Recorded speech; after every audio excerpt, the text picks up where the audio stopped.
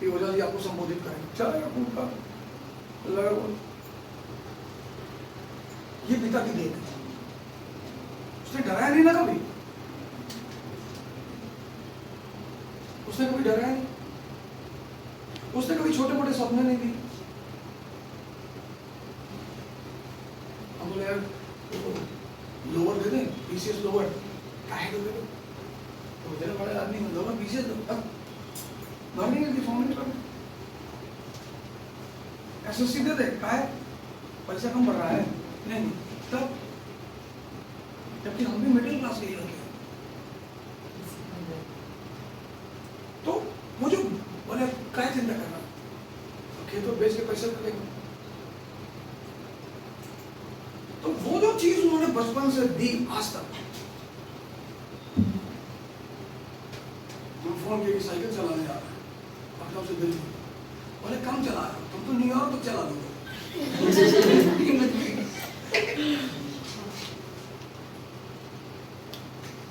ये माँ बाप की देन होती है। पड़ोसी के लड़के को मार दिया, मरने से बचा, उसकी मम्मी आई लड़के को लेकर कि ओझा जी लड़के को आपको ये देखिए पलटे हमारे बाप, बोले काट डालेंगे तुमको, गए बुलाने लॉन्ड्री ढूंढने लगे, और जो आंटी जी आई थी वो बेचारी डर गई, अरे ओझा जी प्लीज प्लीज, वो हम ही को बचाने लगी। जब वो चली गई तो दरवाजा बंद किया, बोले सॉरी यार, हम कहीं समझ रहे क्या, लेकिन जब मारी रहने तो मारी डाल दे, जिंदा का छोड़। ये मेरे पिता की देन है, या कोई स्कूल तुमको नहीं दे सकता। पेरेंट्स को इसीलिए तो पहला टीचर कहा जाता है जिंदगी का। जैसे तुम्हारा बेटा है ना, बेटी, उसको कभी मत बोलना आईएएस बनना है, कभी मत। जब भी पूछे कि मम्मी मैं क्या बनूं, कहना तू प्रधानमंत्री बन जाओ। अब राजा राजा नहीं होते, प्रधानमंत्री। राजा के चक्कर में राजा नौकर है मिर्जापुर में।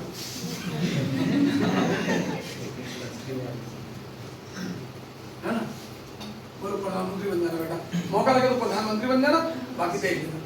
तो उसको तुम एक ब्रॉडर स्पेस दे रहे हो खेलने के लिए। जब वो ग्रेजुएशन में जाएगा, सोचना शुरू करेगा, तो वो खुद डिसाइड करेगा।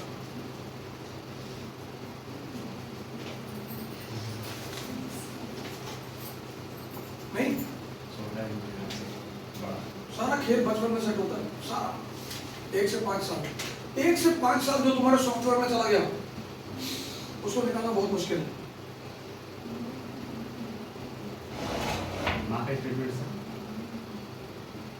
जैसे हमारे घरों में माँ बाप बैठ के बात करते हैं, रिश्तेदारों में बुराई करते हैं, छोटे छोटे बच्चे बगल में बैठे रहते हैं, वो सुन नहीं रहे, सब सुन रहे होते हैं।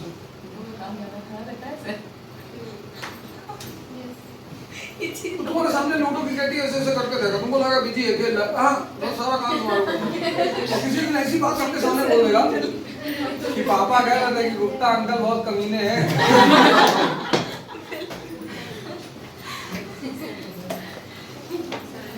और तुम फिर जाओगे, तुमको लगा अब तो प्यार में कहेंगे, तुमको पता है बदतमीज कहीं है, तब कह नहीं ना, जब मम्मी का हाथ पकड़ के बैठे थे, एक बार और ढंग में मम्मी का हाथ भी पकड़े थे।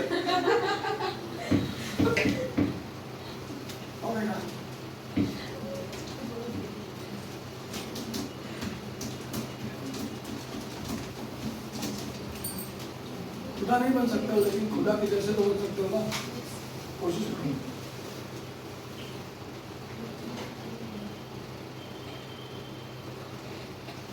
अपनी जिंदगी का टैगलाइन बना लो, खुदा नहीं बन सकते तो खुदा के जैसे तो बन सकते।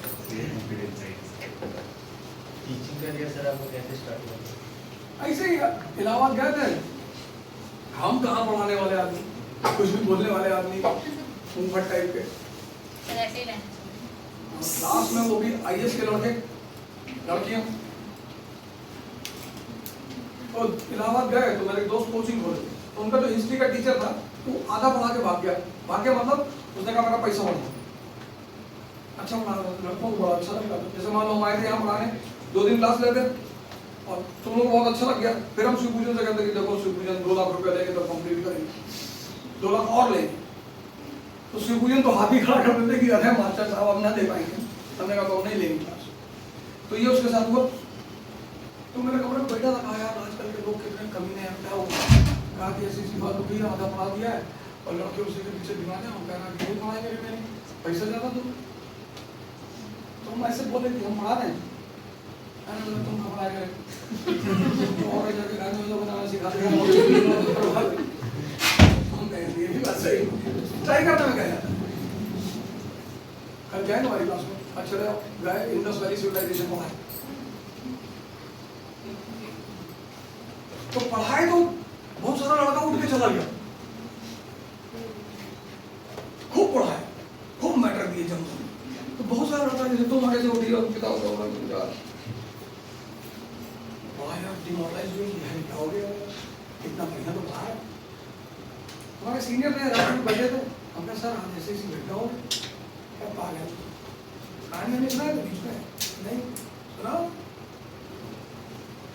दोबारा क्लास लेने गए, कहानियां जोड़े क्लास में, तो सब लड़का बहुत मजा लिया, तो लड़की उड़की आवाज दिए इधर उधर, तो लड़का और मजा लिया, हाँ मास्टर बहुत बढ़िया है। तब मुझे पता में आया कि अच्छा टीचिंग इज एन आर्ट, जानने से कुछ नहीं होता। अब वजीराम में 1000 लड़का है, 300 तो पढ़ने ही नहीं आया, तो एक से घर से आया, बस टाइम काट रहा है, कुछ सीखने आया।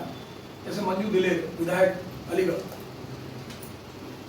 जब उसकी कोचिंग खत्म हुई, बीजेपी से विधायक है, जब उसकी कोचिंग खत्म हुई तो मेरे पास आई, बोली मास्टर साहब, हाँ बोलिए मैं राजनीति कर, उसके पापा सांसद थे बीजेपी से, उसके पापा अभी सांसद है राजवीर सिंह दिले हाथरस से, वो विधायक है, यंग लड़की है, डायमंड टाइप। और बोले गुरु जी सब आप ही से सीखे जाओ।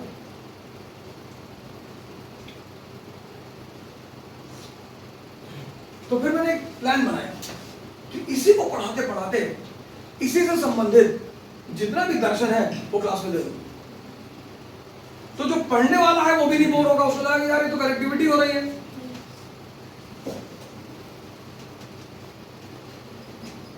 तो तुमसे दोनों बहुत खुश हो। अभी तो वाजीराम में सबसे ज्यादा अटेंडेंस मेरे क्लास में रहती है, मेरा क्लास तो पाठक सर का क्लास, पाठक सर भी वो तो बहुत बड़े खिलाड़ी, उनकी क्लास में तुम बैठ जाओगे ना तो कुछ समय बाद तुमको पेट ऐसे पकड़ना पड़ेगा, तुमको लगे फट जाएगा। और पढ़ाते पढ़ाते हंसाते, ऐसा नहीं कि अलग से हंसाते, उसी पढ़ाने में कॉन्सेप्ट में ऐसी बात बोल देंगे तो हंसना शुरू करो। मैंने लड़के ऐसे पेट पकड़ के बाहर निकल आते हैं हंसते हुए, बाहर बैठते पास में।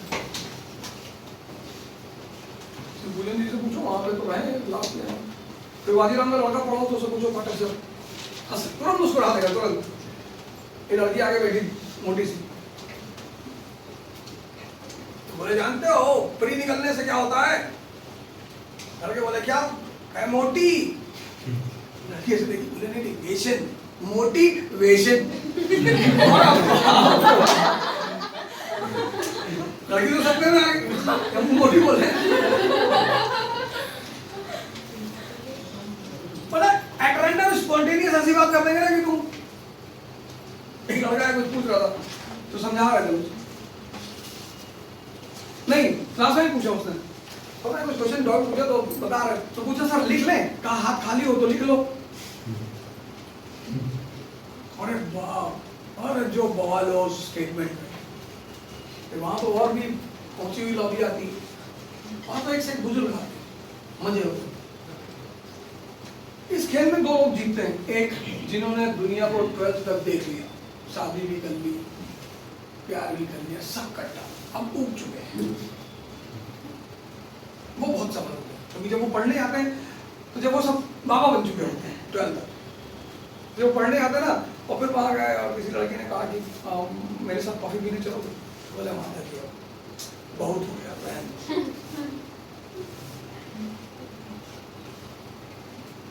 दूसरे वो सफल होते हैं जो बहुत ध्यानी है, मतलब अंदर से बहुत, उनको इस सब की चीज की जरूरत नहीं है। जो पहली बार आजाद होकर पहुंचते हैं ना, वो बेचारे परेशान हो गए।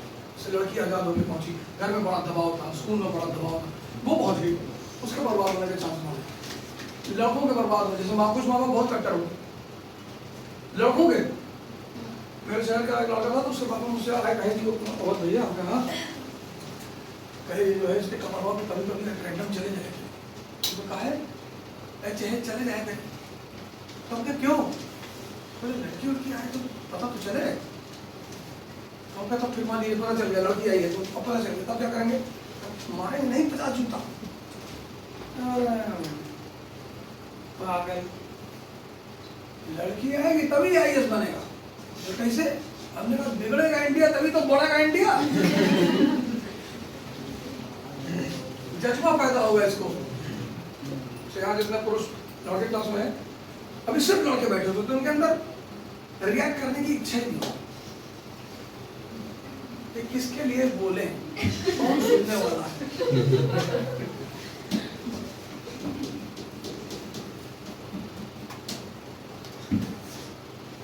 स्त्रियों को हटा दो, पुरुष अपने आप खत्म हो जाएगा। ये जिम जाना बंद कर देंगे, किसके लिए जाए?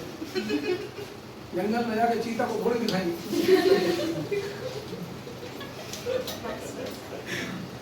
वाइस वर्सा नहीं, स्त्री को इतना आकर्षित नहीं करना होगा, खुद ही आकर्षण हो। स्त्री को इतना लेबर नहीं करना होगा। वो जो बार बार मैं लड़कों की तारीफ क्यों नहीं करता, क्योंकि लड़कियां 90% दिमाग 95 पढ़ाई में लगाती है। अगर वो समाज में ना लगाए, लड़कियों की गंदी आदत होती है, समाज में बड़ा दिमाग लगाती है, बुआ में, मामा में, चाचा में, ये बहुत गंदी आदत है लड़कियों की। मम्मी के साथ बैठ के मम्मी के साथ बैठ गए और बात कर रहे हैं, मम्मी ऐसे कर रही थी।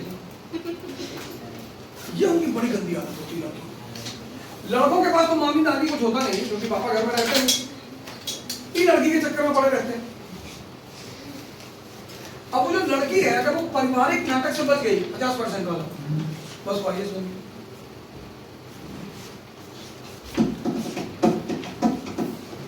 चलो धार्मिक आंदोलन, अगला है 30 शताब्दी BC। कौन कौन से धर्म? चैप्टर नंबर 10 लिख लिया? लिख लो उसके बारे में, चैप्टर नंबर 10।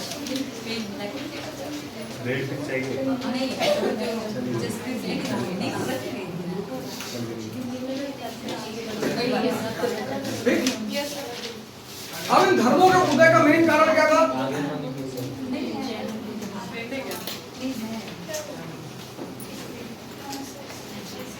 इन धर्मों के उदय का मेन कारण क्या था? ये संविधान है।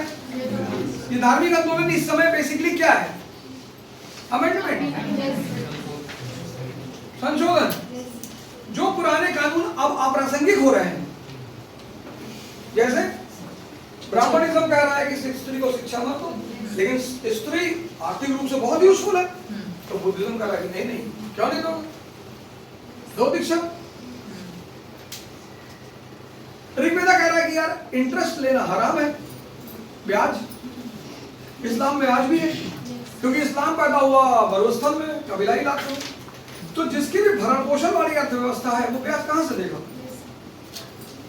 लेकिन अगर मैंने तुमसे 100 करोड़ रुपए लेकर उससे 500 करोड़ रुपए कमाए और तुमने मुझसे कहा कि नहीं आप हमें अब 150 करोड़ देंगे, तो उसमें नुकसान ही क्या है? 50 करोड़ मेरा ब्याज।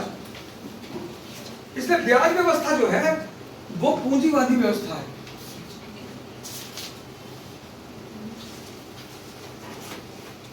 जिनके पास अतिरेक ना हो, उन्हें कभी ब्याज पर पैसा नहीं लेना चाहिए। इसलिए किसान आत्महत्या करते हैं।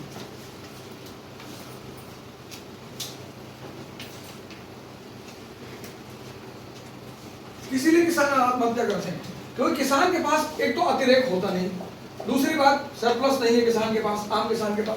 दूसरी बात एग्रीकल्चर जो है वो पीरियोडिकल सोर्स ऑफ इनकम है, हर महीने नहीं मिलता। बिहार में गरीबी क्यों है? पंजाब में अमीरी है, क्योंकि पंजाब में एग्रीकल्चर के साथ इंडस्ट्री है। दिल्ली से जम्मू जाओगे सारा शहर इंडस्ट्रियलाइज है, तो पंजाब का किसान 4 महीना खेत में काम करता है, 8 महीना फैक्ट्रियों में काम करता है, और बचा खुचा पैसा आ जाता है कहां से? कनाडा से।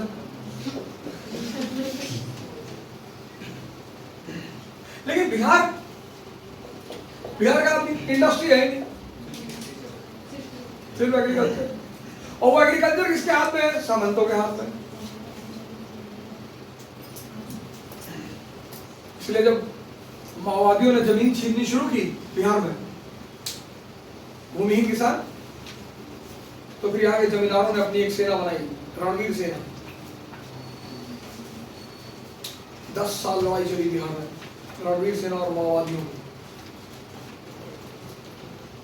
बिहार की सारी राजनीति एक ही कम्युनिटी चलाती है, सीएम चेंज हो रहा है और उस कम्युनिटी का नाम है भूमिहार।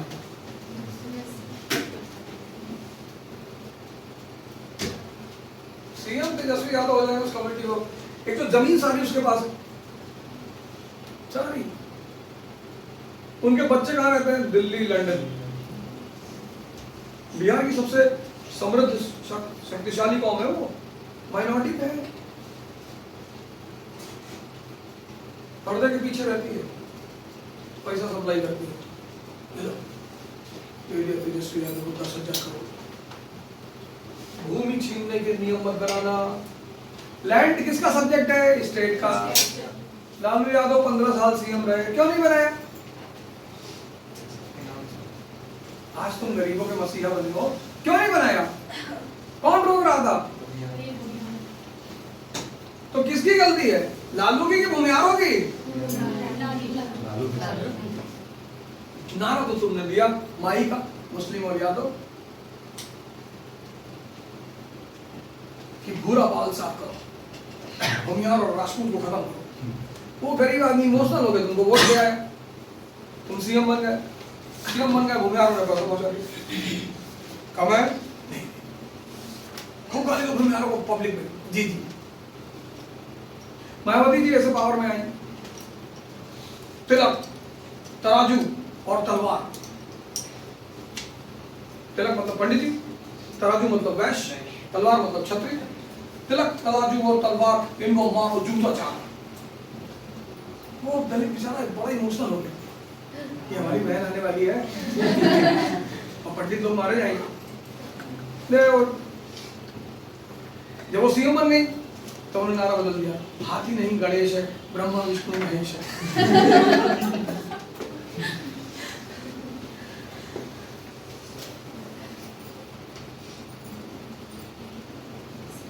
उनके मंत्रिमंडल में 11 ब्राह्मण मिनिस्टर, नकुल दुबे, फलाने पाठक।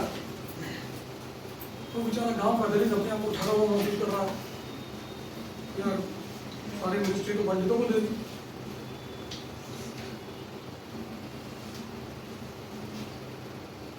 जिसके पास दुनिया में ज्ञान रहेगा वो हमेशा ताकतवर रहेगा।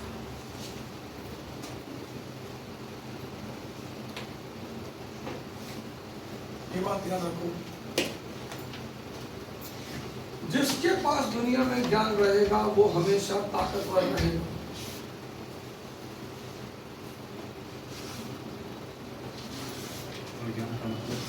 समझदारी, यही तो 4 दिन से तुम लोग को बता रहा है।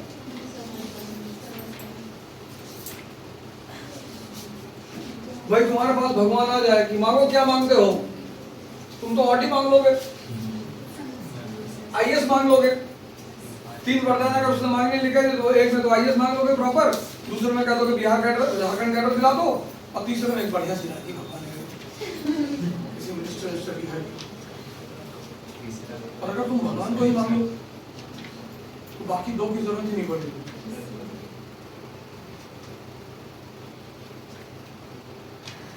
लेकिन समझदारी होनी चाहिए। तुम लोग आंसर लिखे हो ना, घटिया घटिया आंसर लिखे, क्योंकि सारा ऑप्शन दे दिया था मैंने लिखने के लिए, तुम नकल भी नहीं कर पाए। कोई बात ही नहीं, उससे बुरा मानने की बात नहीं, उससे सीखने की बात, ये मेरी कमी है।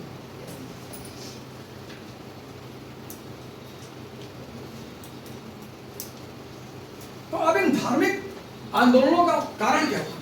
एनसीईआरटी पहला कारण बताती है क्या?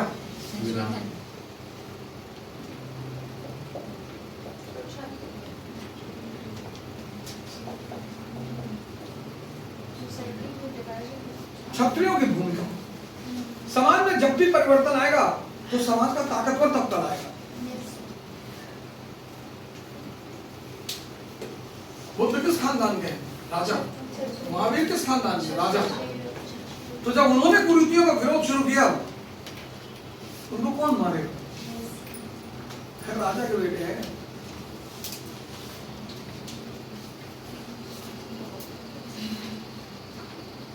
शंभू का नाम सुना? शंभू शूद्र था, तपस्या कर रहा था, ज्ञान अर्जित करने की कोशिश कर रहा था, ज्ञान पर एक अधिकार उच्च जाति का था। धरती हिली तो राम ने पूछा धरती हिली? तो वशिष्ठ ने कहा कि लगता है कहीं पाप हो रहा है। पता हो क्या पाप है? तो पता चला कि एक शूद्र है शंभू, आज यूट्यूब पे डालना और छोटी छोटी वीडियो मिलेगी, वो तपस्या कर रहा है, ध्यान कर रहा है। तो वशिष्ठ ने कहा कि यही है धर्म है। तो राम जी ने उसको डाला। कमजोर अपनी व्यवस्था को बदल नहीं सकता, इसलिए मैं तुमसे बार बार कहता हूं, अगर तुम इस व्यवस्था से आहत हो तो पहले ताकत अर्जित करो, आईएएस बनो, आईएएस के बाद सांसद बनो, तभी तुम व्यवस्था को बदल पाओगे।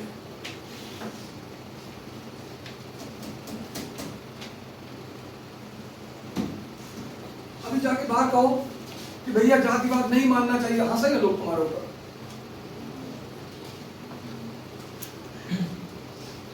अभी जाकर बाहर कहो हिंदू मुस्लिम एकता, भाग जाएंगे लोग। जब भी किसी को समझाओ तो गन रख के समझाओ। अम्बेडकर कौन थे? जी मेरे पापा थे।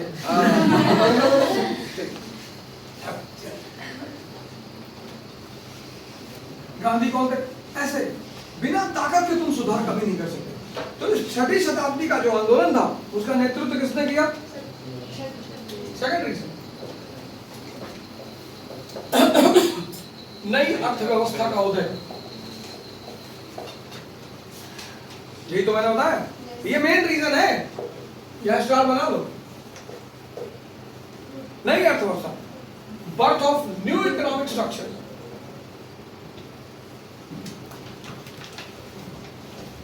अब लेटर वैदिक पीरियड में पूजा पद्धति क्या थी? लेटर वैदिक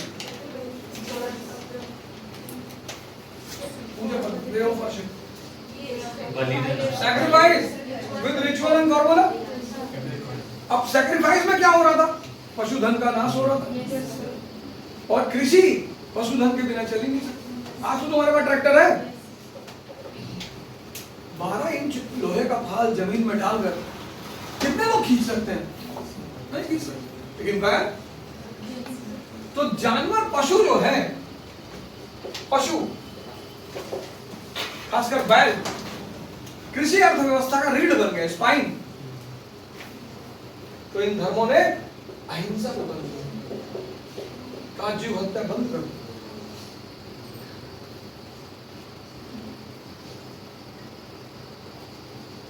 बनाते चलो, भेद मत करो, अहिंसा पे बल लिखो। क्यों? जिससे कि पशुधन की रक्षा की जा सके। Emphasis on non violence for animal wealth, emphasis on non violence for animal wealth. ठीक है, अहिंसा पर बल जिससे पशुधन की रक्षा की जा सके। क्यों? क्योंकि उस कृषि का अभिन्न अंग बन गया। Action, because it became the spine of agricultural economy. क्यों? Because it became the spine of agricultural economy, क्योंकि वो कृषि अर्थव्यवस्था का अभिन्न अंग, ये अमेंडमेंट हो गया। ठीक। दूसरा, ब्याज।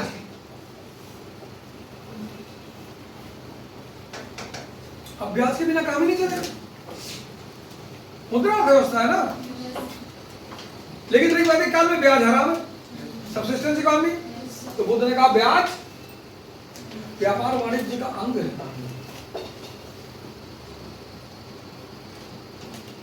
Interest system is the part of trade and commerce.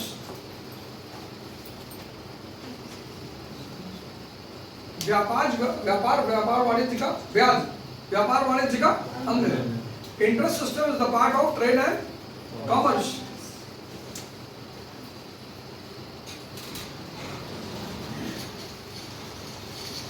अब वर्ण व्यवस्था में सबसे उच्च स्थान किसका था? ब्राह्मणों का। लेकिन पूंजीवादी व्यवस्था में सबका उच्च स्थान किसका है? वैश्य। वर्ण को, वैश्य वर्ण को क्या? सम्मान।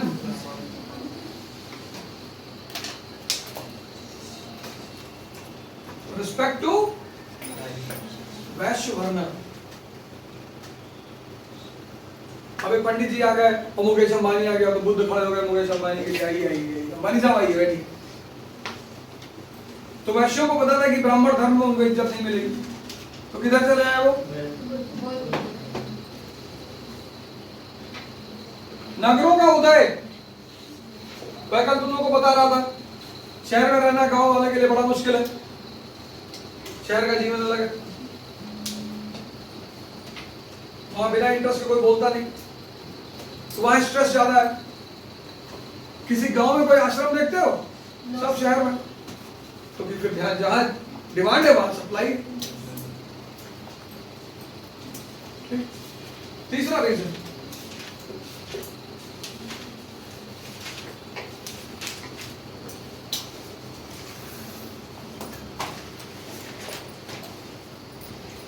Second urbanisation.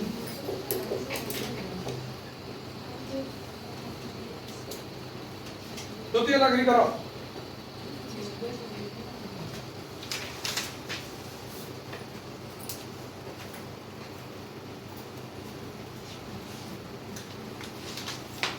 सारे कॉन्सेप्ट बताइए।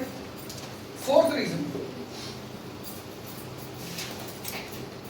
To achieve the two objectives. Which two?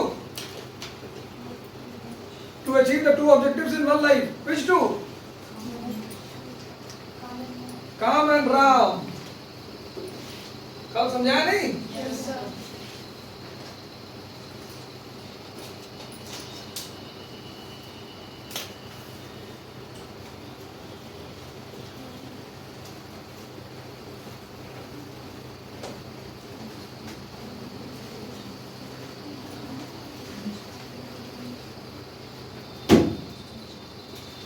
Buddhism.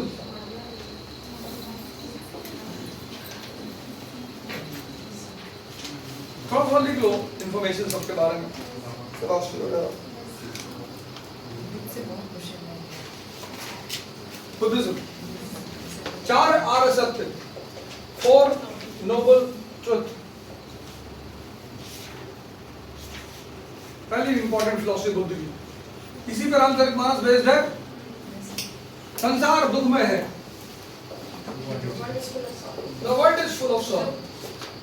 पूरी लाइन लिखना, ये नहीं कह रहे the world is sorrow, no, the world is full of sorrow। संसार दुख में है, ये नहीं कह रहे संसार दुख है, दुख में है।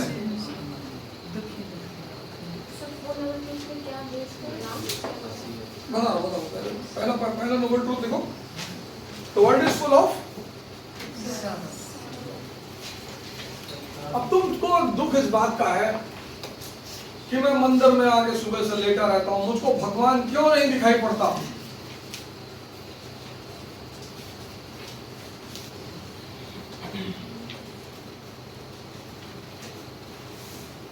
कुछ लोग थोड़ा सा क्रांतिकारी होते कहते भगवान है ही नहीं, तो दिखाई कहाँ पड़ेगा? तो दिखाई तो बैक्टीरिया भी नहीं पड़ता। माइक्रोस्कोप को यूज करते हो ना। कोई चीज ना दिखाई पड़े इसका मतलब ये थोड़ी उसका एग्जिस्टेंस नहीं। जब तक सही इंस्ट्रूमेंट से देखोगे नहीं तो कहां दिखाई पड़ेगा। अब तुम इन 2 आंखों का इस्तेमाल करते हो, ये लिमिटेड है, 100 मीटर, 200 मीटर, 400 मीटर, 500 मीटर, बस। इंद्रियों की सीमा है, उस सीमित इंद्रियों से जब तुम असीमित आनंद चाहोगे परेशान हो जाओगे।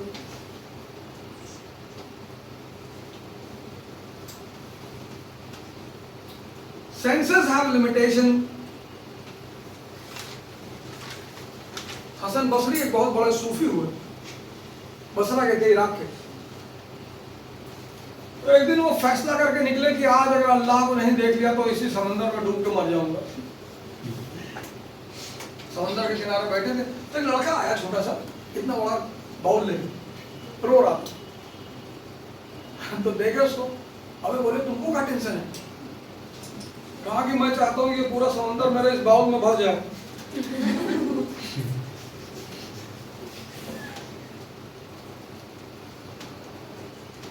तुरंत उनको क्लिक किया, क्या है यार? सीमित में असीमित को कैसे भरोगे? सीमित से असीमित सुख कैसे पाओगे? असीमित सुख तो असीमित से ही पाओगे ना।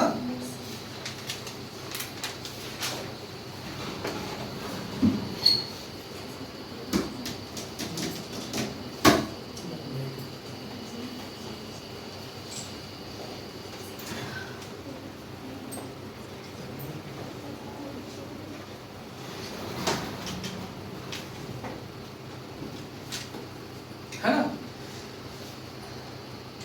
लेकिन कैपिटलिज्म ने तुम्हें यह दिखा दिया है, पूंजीवाद ने, क्योंकि पूंजीवाद का सारा सामान सेंसस पे टिका हुआ है। कॉस्मेटिक, कपड़ा, मूवी। अपने पापा से पूछना, उनके जमाने में मूवी देखना पूरा मनाया था, मतलब छुप के जाते थे लोग ऐसे, अब चौक से पूरा बांध गए। और अगर बॉबी देखने चले गए तो और बवाल। बॉबी में वो डिम्पल कपाड़िया ने स्विमिंग सूट पहना, और तब स्विमिंग सूट पहनना एक बहुत बड़ी बात थी। अच्छा, और देखना था तो चलते अंदर डाल के चले गए, टिकट लेके पीछे बैठे हुए, उसी बगल वाले अंकल जी मिल गए।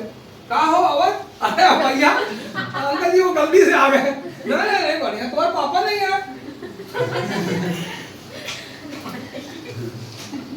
आज क्या है? आज पीवीआर में जाना एक स्टेटस सिंबल है। लड़का, बच्चा, और पीवीआर में जाना स्टेटस सिंबल है। वहां पॉपकॉर्न खाना उससे बड़ा स्टेटस सिंबल है। पाप से पैदा हुआ कॉर्न।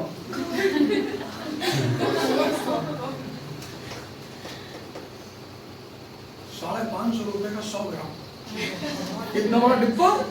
550। कोरोना जो है इन्हीं को श्राप है, इन लोगों को बहुत लूटे लोग। अब जो लड़के शहर में पैदा हुए हैं, मेट्रोज में, उन्होंने कभी इसको देखा नहीं। हम गांव वालों ने इसको देखा है, हमारे लिए फ्री का मैटर है। शहर के बच्चे बहुत खुशी होते हैं, पॉपकॉर्न, पापा आई वांट पॉपकॉर्न। लग्जरी है वहां। तुम देखो पूंजीवाद के, उसने हर वो चीज जो तुम्हें सेंसस से जुड़ी है सबको ग्लोरीफाई कर दिया।